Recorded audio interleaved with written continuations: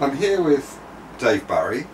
I have some questions from our German friends for their 50th anniversary. So Dave's here to answer some of them, or all of them. We'll see how we go. Guten Tag. That's about the extent of my German, I'm afraid. I do apologise that I don't speak your language. I wish I did. Okay, thank you. Over to the first question. On the first question. You've told this story many times before, but for our visitors here, one day in 1966 you read in the newspaper about filming taking place in Portmeirion. So you went to take a look. Tell us a bit more about it. What happened afterwards? Well, September 1966 I was on holiday in North Wales, in Portmadog. I opened the newspaper one day and there was a picture of Patrick McGoohan dressed in his number 6 blazer running, and it said, Patrick is filming his new series in Portmeirion. And I thought, that's only a mile away, I'll go over. So it was a fine day, because we all know that September 66 was very sunny. I went over and parked the car, walked in, saw a very strange device to one side in a garage that I now realise was the Mark I Rover. I went into the village and I looked down from just outside what is number 6's shop and his home, and there was Patrick below walking around. There were 4 mokes on the piazza and half the chessboard was displayed. So I think they were just coming to the end, because during the course of the afternoon all the chessboard squares went up. But they took so long setting up shots for what I think was the carnival parade in Dance of the Dead that kind of one gets a bit bored with filming, no matter what it is. I saw Angelo, the butler, down on the beach with his sleeve rolled up in the sand trying to catch dabs, a particular kind of fish.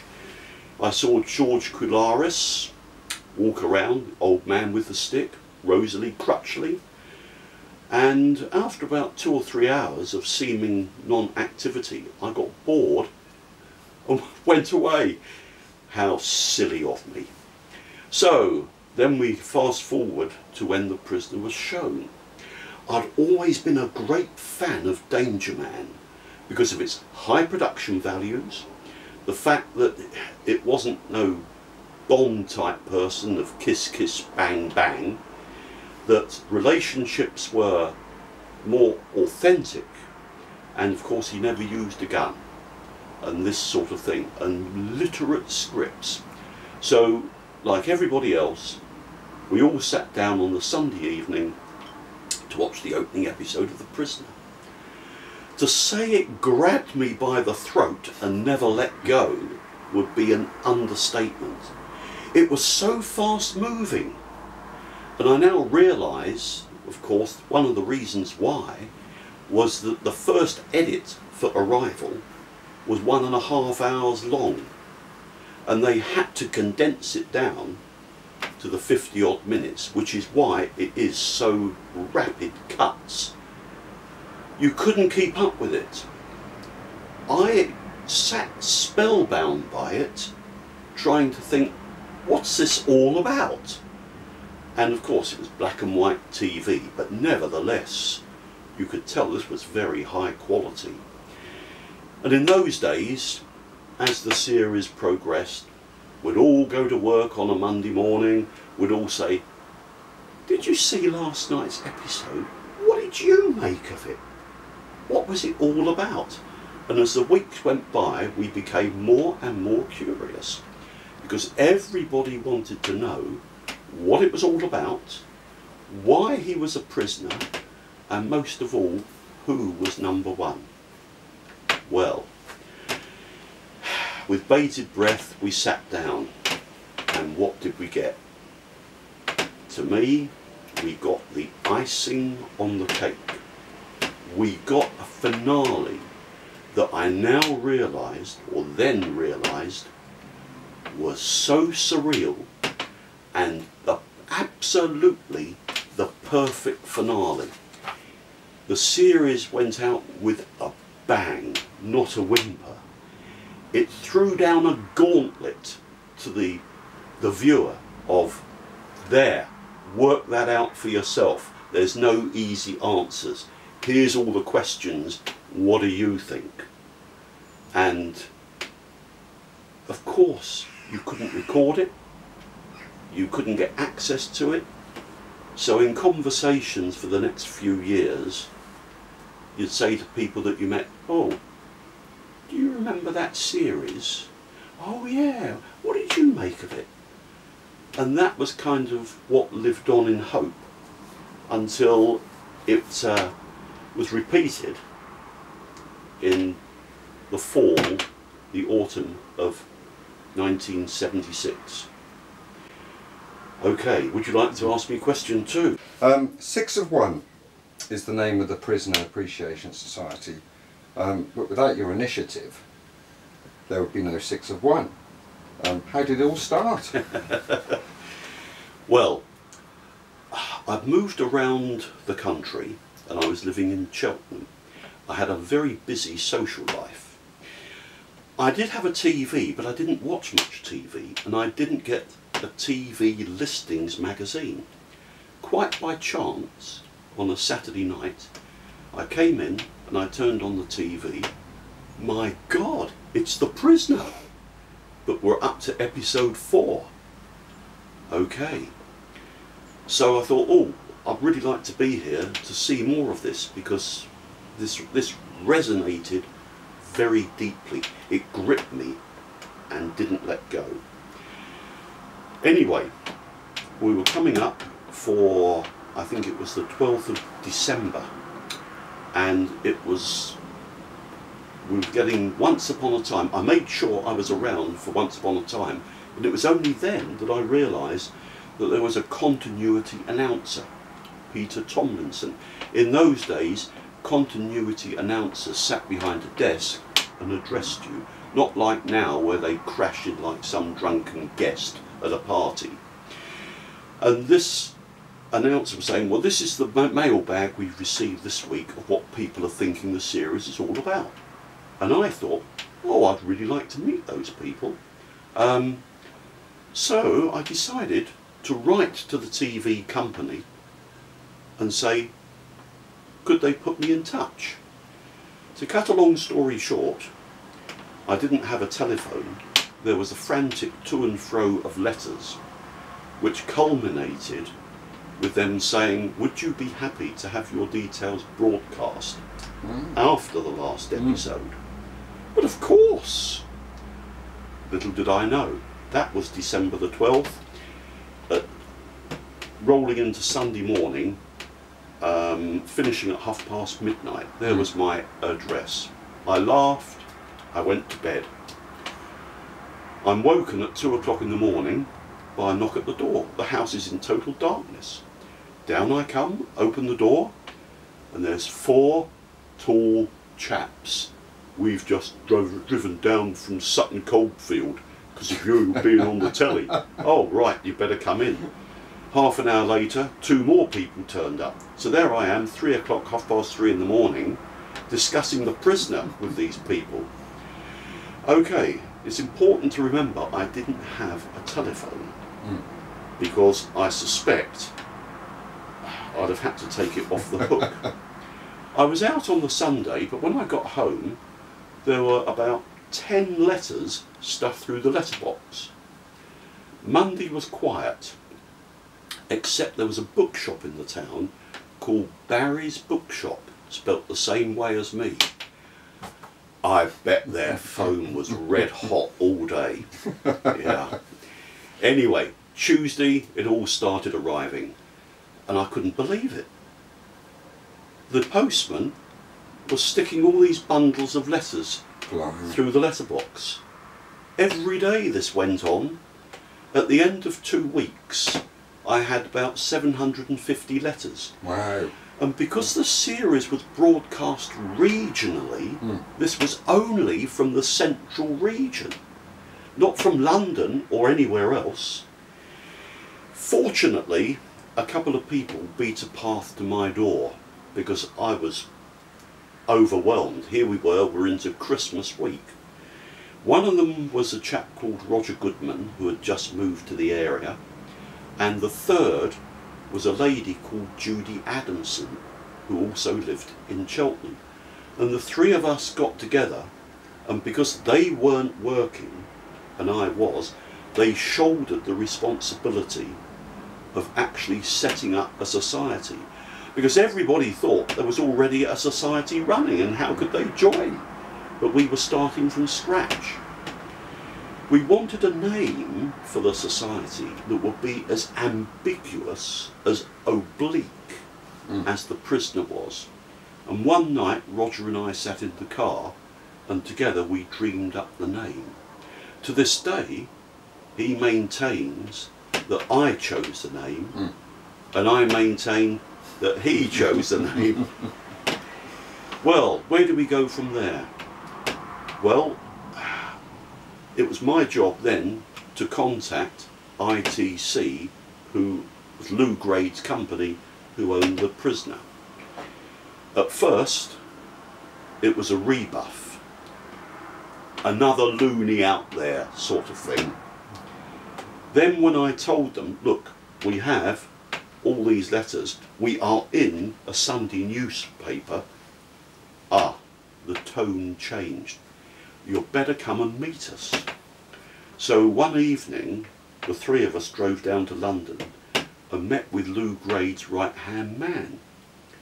And there was a secretary to take notes and a chap called Don Mead, who was in charge of the ITC archive. And this chap, David Withers, said to me, how many members do you think you're going to have? Without missing a beat, I said, oh, we're on course for 3,000. The funny thing was, I wasn't wrong. And at one point, we had more members than the Campaign for Nuclear Disarmament, which had front pages more or less every week with all the marches that they were doing. So then the next step was to contact Portmeirion, and they had a PR person. And I said, any chance of us coming and having a convention? Yes. So on the 17th of April 1977, 6 of 1 had its first ever convention in Portmeirion. It was a one-day affair, and yet people travelled from all over the country. There were about 350 people there. One, I know for a fact, hitchhiked all the way from 250 miles away down in Devon and slept in a hedge. An old age pensioner hired a minibus and got all the members in his area together. We were flooded, and ITC had given us a 16mm print of Arrival to show.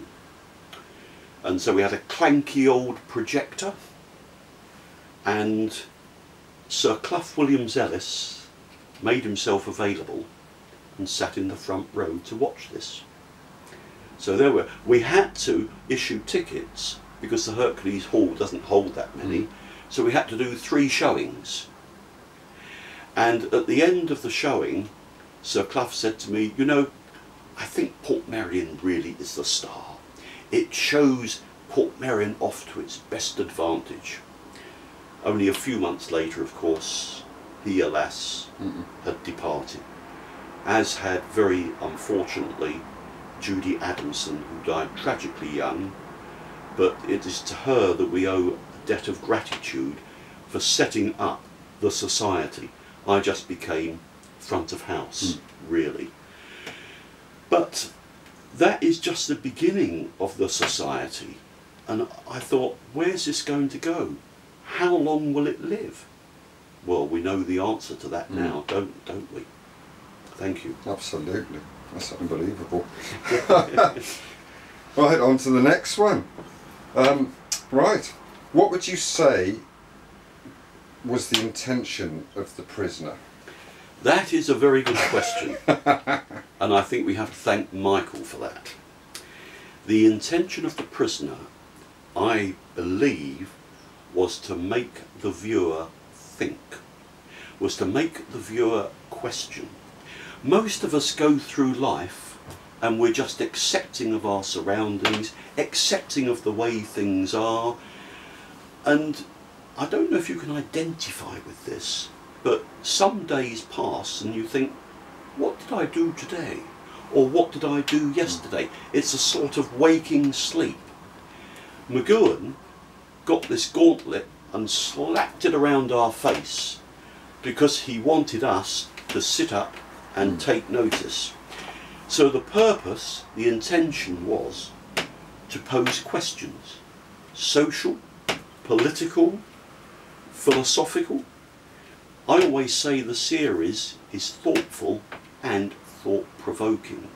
I believe it also asks spiritual questions as well. So it certainly isn't moving wallpaper for the eyes as so much entertainment is.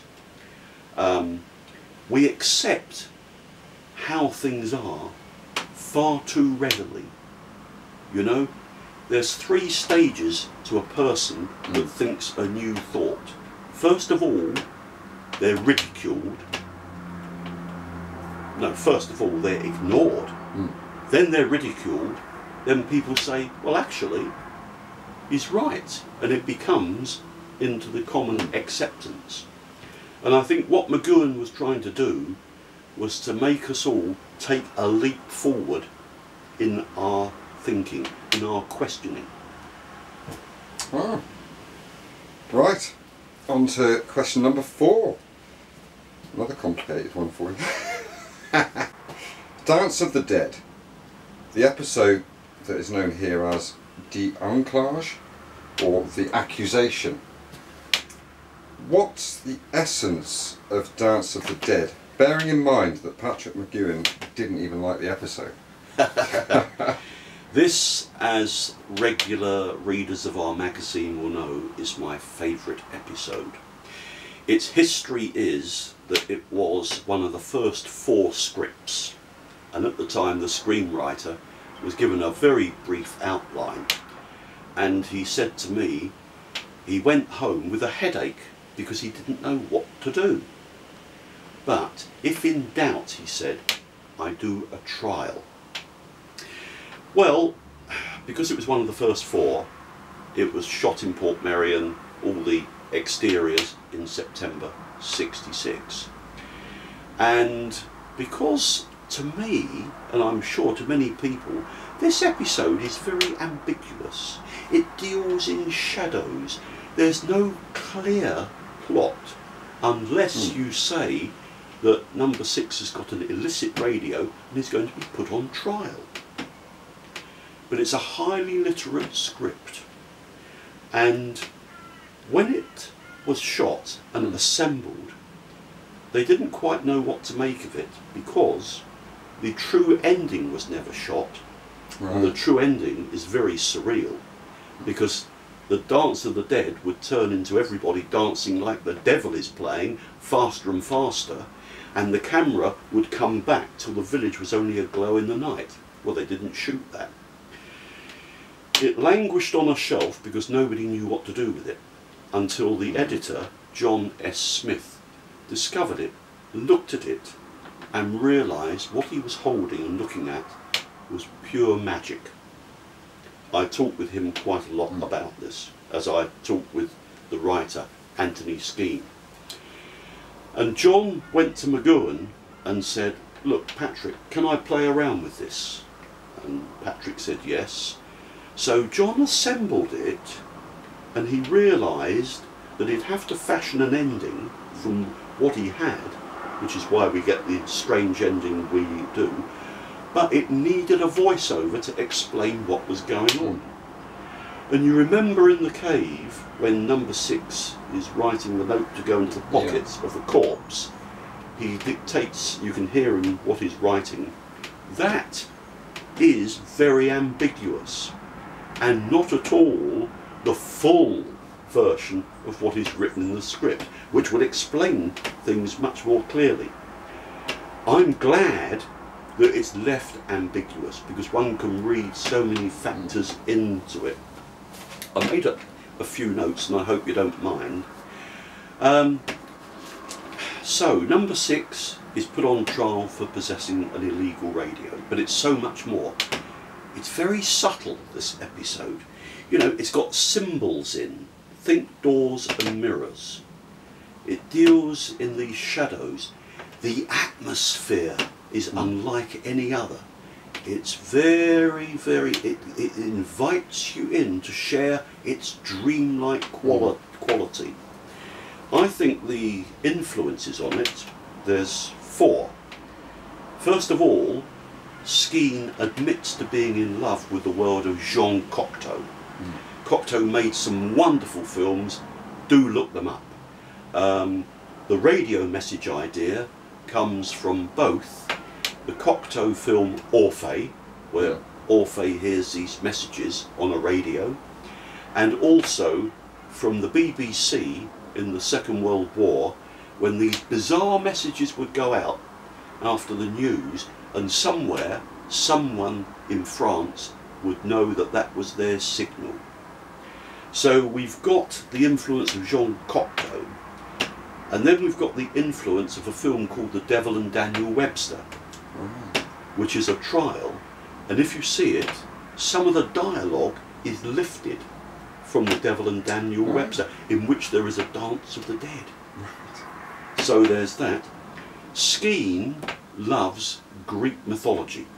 If you look at all 3 of his episodes, you will see that. In this particular case, it's the labyrinth.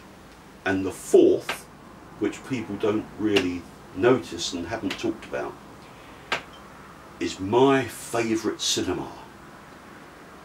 The Deutsch expressionist silent films of the late teens and the early 1920s.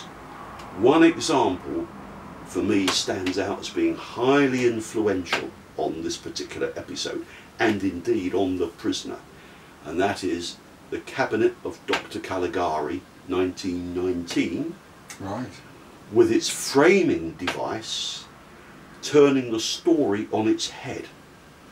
So clever. So then you've got Fritz Lang's Metropolis. You know, you've got some wonderful movies. They're really worth exploring. The scene on the beach is voted by so many of our members, where you've got number 6 in his tuxedo and you've got Mary Morris as Peter Pan. That exchange, you know, it blurs between life and death. And again, number 6 holds up his own suit for the carnival, and the maid says, "What does it mean?" And he says, "It means I'm still myself." To me, I think, wow, what is this saying? Now remember that in Fallout, that is referenced when number 6 goes into the room and there is his suit. And I'm thinking, Patrick remembered that. So you've got the surrealism, the Kafkaesque quality is now really being ramped up. I also like it because it has a number of roles for women and a very powerful role for Mary Morris. I've always been a believer in individuality, that, you know, everybody is an individual. And when I was an infant, you know, a girl was a girl, but equal to a boy, and we were all equal. And when I grew up and I discovered that there were men who were somehow thought that women were not their equals, that came as a shock. And we now know, of course, I didn't know as an infant, that that way of thinking exists in so many countries. It's outrageous. We've all got to grow up and accept individuality. One final thing about this episode that is so colourful, so clever, so intricately plotted, and wonderful acting is, I believe that another film had an influence on it, and it's a 1948 film shot here in the UK starring Eric Portman, who was of course number 2 in Free for All, and it's called Corridor of Mirrors.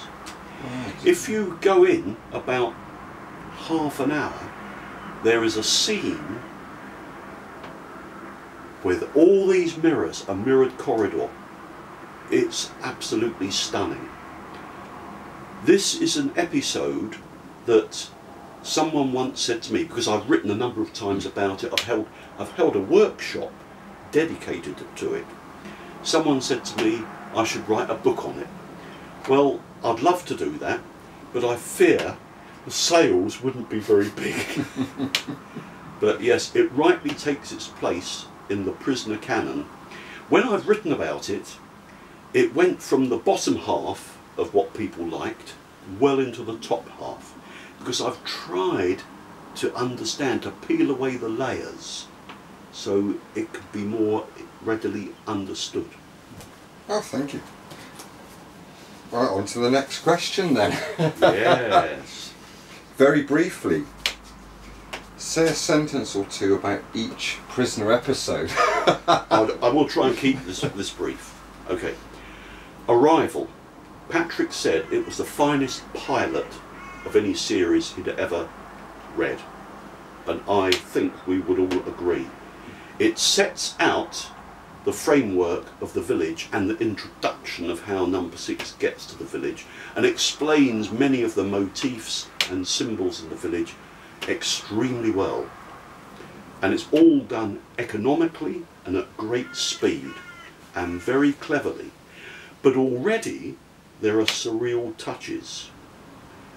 David Tomblin, who was the producer and really a partner with McGoohan, said, well, McGoohan took the script away and embellished it.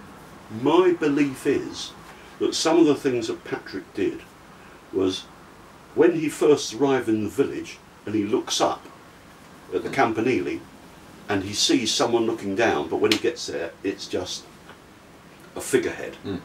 I think there's that. I think there's the introduction of the clones, like the gardener, you know, and the engineer that comes to repair. And then there's that remarkable scene in the hospital with the chap who's dressed in the prisoner's original suit, down the end of a corridor, uttering gibberish whilst watching the ping pong ball. And I think that Patrick introduced those to begin with. Chimes of Big Ben, very good script. The writer, Vincent Tilsley, thought it up immediately. He said, George Markstein, the script editor, he rang me up, he said, I got the idea straight away, I was round to his house, and there it was. It came out very easily. The key to that episode, of course, is the hour that number 6 finds that he's still in the village. And of course it boasts a very strong number 2 in Leo McKern. A, B and C, the first of Anthony Skeen's 3 scripts, although it was the last one he wrote and one of the last to be filmed. Dream manipulation. Think of that wonderful, when number 6 to this crazy music goes in and straightens the mirror. So what we see in all of Skeen's episodes is we see the symbolism, we see Greek mythology, we see surrealism. Skeen comes from a different angle than most script writers. With this surreal quality, of course, at the end you get this lovely twist of who is D? and it turns out to be number 2 himself. Maybe that also gave McGoohan the idea for Fallout as well. So I think that Skeen's 3 episodes stand as a mini-series in their own right. Free for All, what you're getting here, is pure McGoohan, from the source, before he got bogged down, when he set out, and it was crystal clear in his mind. Pure and simple, it's a very clever satire on politics. Schizoid Man, do you know, whenever there's a double, I groan, because I think, oh, that is such a cop-out. It's a weak cop-out. And yet, Terence Feely, the writer, actually did a remarkable job with that. And it is well played and it's well scripted. And it's got a nice twist at the end. One other thing, when the series started out, it was supposed to be very cosmopolitan. But effectively, that's about the last time that we see someone who isn't a white European. It kind of fades after that. The General I love, because it's how I was taught at school. Things were drummed in, learning by rote. I was never once asked to think. Very, very seldom. So that's where that comes from. Is that the right way? No, it's not.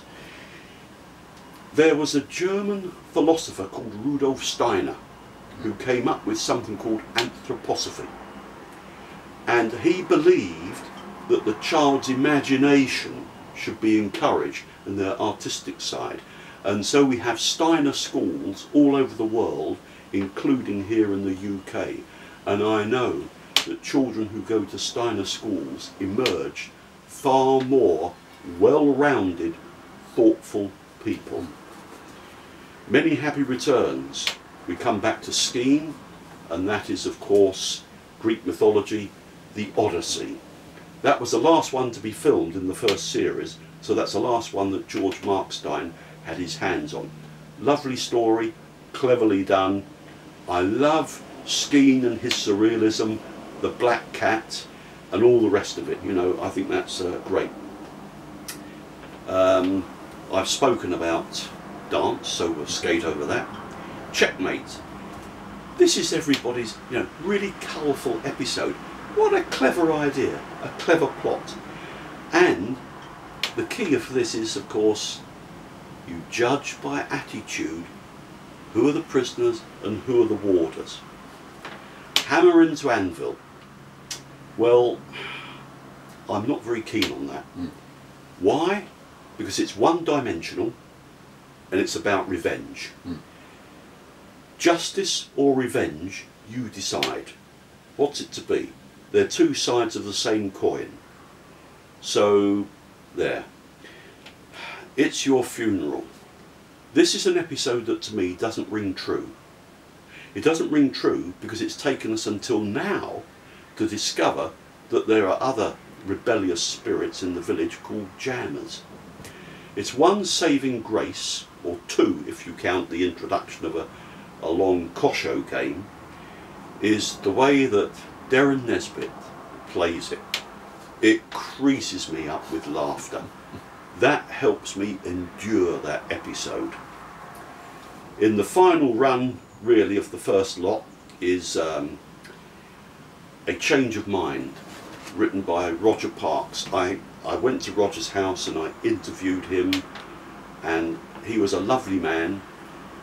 He was a journalist, and he found that to write truth you had to write fiction, because as a journalist you had to write a lot of rubbish.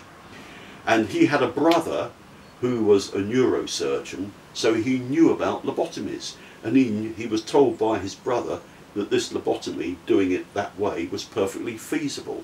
And the idea of number 6 being ostracised from society, I thought was very good, and you can tell that he doesn't handle it well. There's a difference between being alone and being lonely. Now, with the departure of George, really, we come to the final 4. but I'll mention Once Upon a Time. And it's remarkable to me that instead of having pushed the boundary, instead of going on further, they went back to Danger Man plots. Do not forsake me, oh my darling.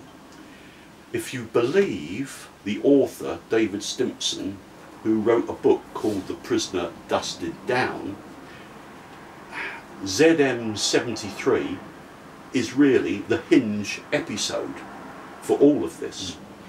I do like the teaser scene. The Western, it works. Alexis Canner's episode there, the fact that he plays it as a mute, to me, adds so much. He gives an electrifying performance. I love it. The Girl Who Was Death, bit of fun, bit of froth. The top scene when I did a survey was the poison pint scene. That was everyone's top scene. And then we have Once Upon a Time, which was film 6 in the series, but delayed to be part of the closing two-parter. Now, that is autobiographical. A lot of McGoohan's own life is in that. It's gripping, it's powerful, it just doesn't let go. It is a duel to the death with words, really, isn't it? And it is so spellbinding that I've shown it to a number of people, and it's edge of the seat stuff. So that is really powerful, and it prepares us for what comes next. Fallout, the icing on the cake. This episode is the perfect ending. We all wondered how it was going to end. To me, it couldn't have ended better. It is the icing on the cake, the jewel in the crown. Best possible. I'm not going to go into it too much in depth because this is meant to be short, but it's got so much symbolism in it, and you're left at the end thinking, wow, wow.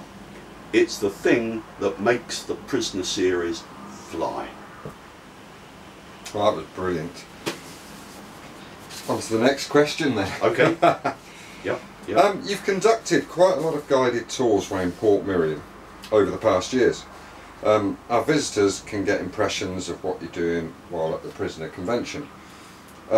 Please tell our German friends a little bit about why there is nowhere more beautiful than Portmeirion.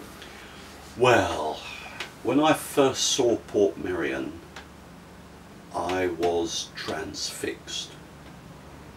Everywhere I looked, there was something to delight the eye. Half the people that come to Portmeirion get it. They understand. The other half say, what's it for? Because they lack imagination. Clough was a man before his time. He looked around at what people were building, and he wanted to demonstrate that architecture should be human friendly and it should be fun. He called it a home for fallen buildings, but he introduced his own touches. He wanted to delight the eye, and he believed that beauty was that strange necessity. You look at what's built. It is so alien to we humans. Monolithic structures that tower into the sky and that people are cramped into. No wonder the spirit doesn't fly, that the emotions are deadened. Everywhere should be like Portmeirion. I just think that the difference between the human race and dolphins is when a dolphin does something, it does it in the most fun way possible. When a human being does it, it does it in the way that's most efficient.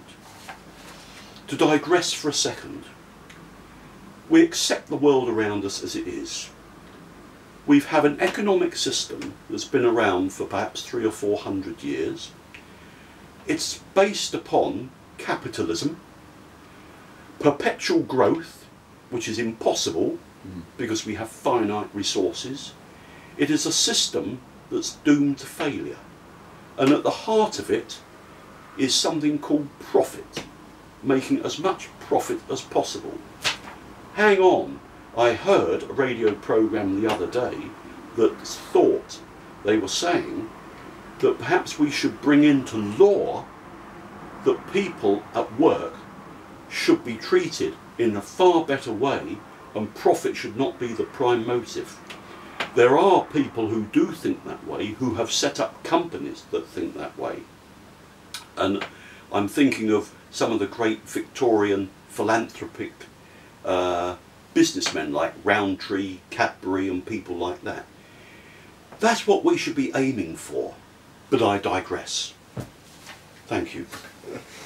I think we can agree with that. Right, next question, number 7.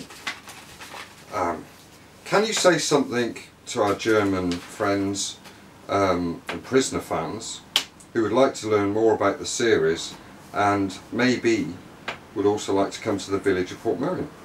What does going to Portmeirion mean to you? Going to Portmeirion to me is going home. I coined a phrase. It's where heaven kisses the earth. I go there. George Markstein said he felt imprisoned by it. On the contrary, I feel freed. I can fly. It is in one sense a retreat from the outside world. If I was a monk, Christian, Buddhist, whatever it is, you know, I would go away somewhere, perhaps to a monastery, but I'm not, because I want to live in the world. And when I go to Portmeirion, I recharge my batteries, my thinking becomes clearer, and I just wander around, revelling in the peace of mind. So I'd say to anybody who's watching this, if you've not been to Portmeirion, make a point of going, because you will just be captivated, and like the prisoner with some people, it never lets go. Totally agree. Question number 8. Have you ever met Patrick McGoohan? No, and I never wish to, and I'll tell you why. When we were starting the society, we thought ATV, the transmitter of the series, had written to him and never got a reply. We found out Patrick's agent, Judy, Roger and I, each wrote a letter. We didn't show it to the others, we sealed it and we posted it to McGoohan's agent. 10 days later, we got a cablegram from Patrick saying, "Delighted to accept honorary presidency. Be seeing you." It said some other things as well. So Patrick knew what I thought about the prisoner, and that was enough for me. I never wanted, because I knew he was a private man.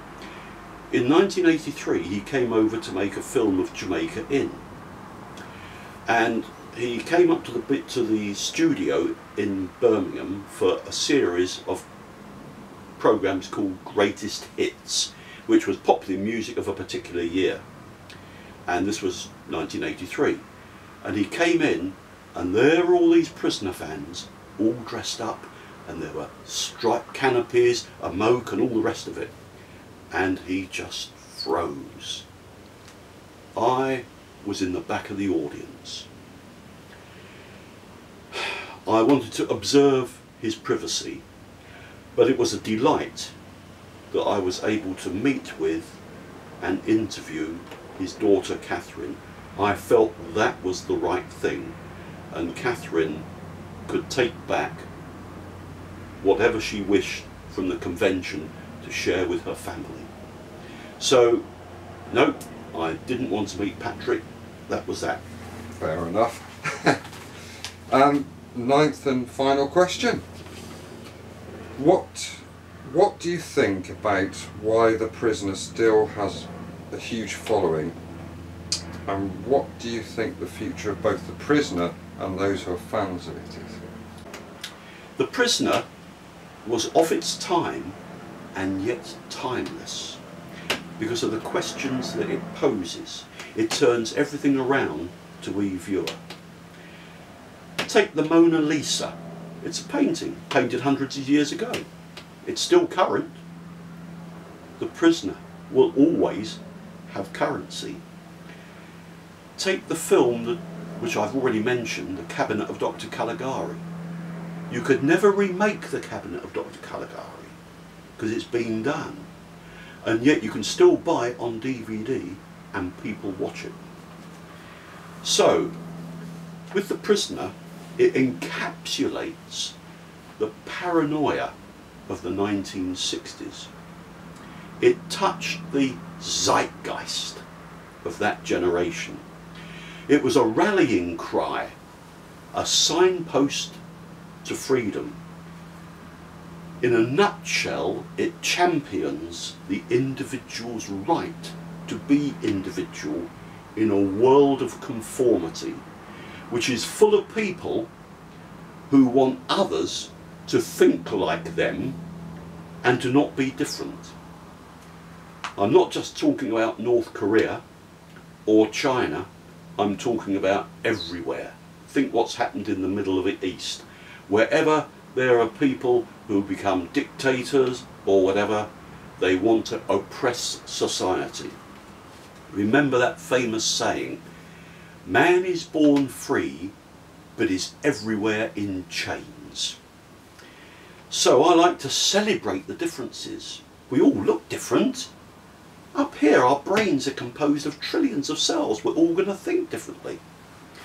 So its message is timeless. That's what it's asking us to do. And I've been asked to feel free to add what I think is memorable or people should know. Well, like Patrick, the more I see The Prisoner, the more I see new meanings in it. For me, it's been a tool for personal growth. Back in the 1990s, I wrote this 20,000 word booklet. Arno has a copy, Michael has a copy. The Long and Winding Road. It's a graduated journey through The Prisoner, and it finishes with Beyond the Prisoner, a route to freedom, because I think that there is this dimension to it that can set us free. Big topic. So, a tool for personal growth. I've always loved discussion, and you mentioned it a few minutes ago off camera. When I had my name and address broadcast, I thought I'd meet half a dozen people, have a chat about this series in a pub somewhere, and we'd all get on with our lives and forget about it. But I am a lifer. That's why I like to do the brain bash. Most years, if you're not familiar, I put together a brain bash so that we can, for an hour or so, in Portmeirion, as well as everything else that goes on in a convention, we can actually think about what the prisoner is trying to say. Then again, freedom is a state of mind. My body imprisons me, but my mind is free. My wife says to me, she says, we complement each other because I help ground you and you help me to fly. I keep having ideas. That's my trouble. The only thing that limits us is our mind. I've come to see that ultimately in the universe there's only two energies. Everything distills down, it comes from one of these two energies. Which one? Love or fear? I'm big on compassion, not just to other human beings, but to every life form, as humanity begins to realise it is just another species and it's nothing special. We start to see what our role in the unfolding story of the universe is. And I also say, be kind. I try and be kind. So, the prisoner is one can say, a fusion of Kafka, the psychology of Carl Jung, a book written by John Fowles called The Magus. Michael Caine starred in the film of that name, and I highly recommend it. And the writings of someone that may be familiar to our friends in Germany, Hermann Hesse, an absolutely outstanding author. So The Prisoner is a learning tool to understand the mysteries of life and how to navigate being true to oneself, the inner us. It can take us on, and there are spiritual pathways which can take people, and that is a whole nother topic. But we must celebrate our differences, and whether it's today, yesterday, tomorrow, a decade from now, the prisoner will go on and have currency. Thank you very much for asking questions. And I say to our friends in Deutschland, be seeing you. And thank you.